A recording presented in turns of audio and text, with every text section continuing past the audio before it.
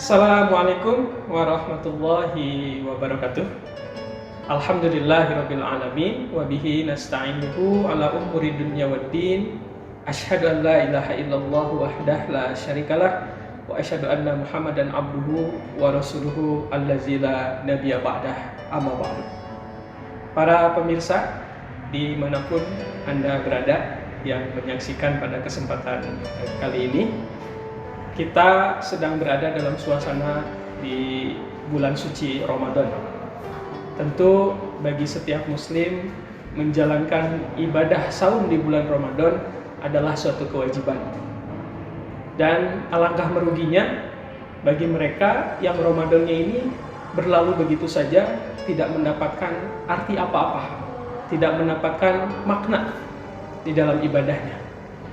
Maka dari itu, salah satu keistimewaan bulan Ramadan di antara dengan keistimewaan yang lainnya adalah bahwa bulan Ramadan ini adalah bulan ampunan. Alangkah meruginya bagi mereka yang tidak mendapatkan ampunan di bulan ini. Alangkah meruginya bagi mereka yang tidak mau mengetahui keistimewaan yang termasuk dalam bulan ampunan ini apa. Seperti itu. Maka dari itu, para pemirsa dimanapun Anda berada, mari kita coba kaji pada kesempatan kali ini apa makna yang terkandung yang sangat istimewa Ramadan disebut dengan bulan ampunan ini. Karena ada dalam satu hadis yang diriwayatkan oleh Imam Bukhari, man shoma ramadhana imanan wahtisaban ghufira lahu ma taqaddama min dzanbihi. Hadis ini menjadi bukti, menjadi dalil bahwa yang menjalankan saum Ramadannya dengan iman dan wahtisaban, maka dia akan mendapatkan ghufira lahu ma taqaddama min dzanbihi, atau dalam kata arti lain dia akan mendapatkan ampunan. Maka dari itu syaratnya sudah jelas dalam hadis ini ada dua, yaitu imanan dan yang kedua adalah ihtisaban. Apa yang dimaksud dengan imanan dan ihtisaban ini? Imanan ini bermaksud, para ulama mengatakan, meyakini tentunya dengan hati dan mengucapkan dengan lisan, mengamalkan dengan anggota badan bahwa syariat yang Allah sudah tetapkan, ibadah wajib di bulan Ramadan ini adalah untuk tujuan terbaik, membentuk manusia menjadi manusia terbaik.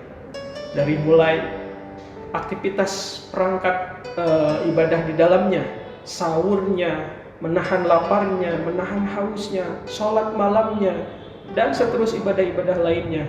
Itu kalau diimani bahwa itu adalah aturan yang sudah Allah tetapkan, adalah aturan sebaik-baik aturan, maka tentu kita layak masuk kepada kategori ghufira lahu ma taqaddama min dzanbihi. Adapun yang kedua adalah ihtisaban. Apa yang dimaksud ihtisaban oleh para ulama? Yang disebut dengan ihtisaban di sini adalah yang betul-betul ikhlasnya tiada lain, semata-mata mengharap hanya kepada ridha Allah Subhanahu wa taala.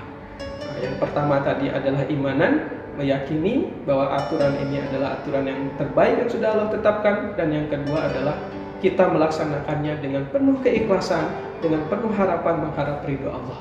Bukan karena yang lain, bukan disebabkan oleh faktor-faktor yang lain. Maka ghufira lahu ma taqaddama min dzanbihi akan juga layak didapatkan bagi kedua yang mengambil iman dan mengamalkan ihtisaban ini. Terakhir, sebelum diakhiri pada kesempatan kultum ini, ya, kalau kita melihat beberapa karakter ya manusia di dunia ini dalam menyikapi dosa, ya, karena tidak mungkin ada manusia yang tidak ingin diampuni. Tidak mungkin ada manusia yang tidak ingin diberikan kasih sayang. Kalau ada manusia yang tidak berharap ampunan, kalau ada orang yang tidak mau diberikan kasih sayang, berarti itu kesalahan pertamanya. Dia merasa bersih dari dosa, dia merasa suci dari dosa. Nah, karakter manusia yang dalam memohon ampunan ini ada kurang lebih 5 karakter yang kita bisa saksikan. Pertama, manusia yang merasa bersalah, merasa dia berdosa, tetapi masih meremehkan hal yang kecil. Nah, itu juga tidak bagus. Kemudian yang kedua, manusia yang bersalah atau yang berdosa tersebut, tetapi kemudian masih menunda-nunda. Nanti saja deh, saya bertobatnya nanti saja deh, saya memohon ampunnya, menunda-nunda waktu. Atau kriteria yang ketiga, manusia yang bersalah, yang berdosa, tetapi kemudian dia bukan meremehkan hal kecil dan menunda-nunda, tetapi harus diperingati dulu. Nauzubillah, jangan sampai kita termasuk ke yang tiga-tiga ini. Ya, kalau misalkan dia mau meminta ampun, dia mau bertobat, tapi harus diperingati dulu dengan hal-hal yang menyakitkan. Misalkan diperingati dengan kecelakaan, diperingati dengan musibah dan seterusnya, baru dia mau minta ampun. Yang keempat, ada juga yang merasa ini juga lebih parah, dia menunda, bukan cuma sekedar menunda, bukan cuma meremehkan yang hal kecil, tetapi masuk kepada kategori yang kepalang basah. Ya sudahlah, sekalian saja berbuat dosa atau maksiat. Nauzubillah. Jangan termasuk keempat kategori ini, tetapi jadilah yang kelima momen di bulan Ramadan ini yang diharapkan. Yang bagaimana yang kelima? Yang bersegera ketika dia tahu ada kesalahan di dalam dirinya, ketika dia tahu ada dosa yang dia perbuat dalam dirinya, kemudian segera minta ampun dan memohon tobat, beristighfar kepada Allah. Ini dijelaskan sebagaimana dalam firman Allah, Quran surat ketiga ayat ke-135, fa idza fa'alu fahisatan aw zalamu anfusahum zakarullah. Apabila orang tersebut berbuat salah, berbuat dosa, ya, kemudian berbuat keji, ya, kemudian dia bersegera zakarullah, mengingat Allah, fastaghfaru li dzunubihim, memohon ampun, beristighfar atas dosa-dosanya. Itu barangkali yang bisa disampaikan pada kesempatan kultum ini. Mudah-mudahan kita semua termasuk hamba-hamba Allah yang menjalankan ibadah Ramadan ini karena imanan dan ihtisaban, sehingga kita bisa mendapatkan ampunannya. Terima kasih. Nasrun minallah wa fathun qarib wa basyiril mu'minin. Wassalamualaikum warahmatullahi wabarakatuh.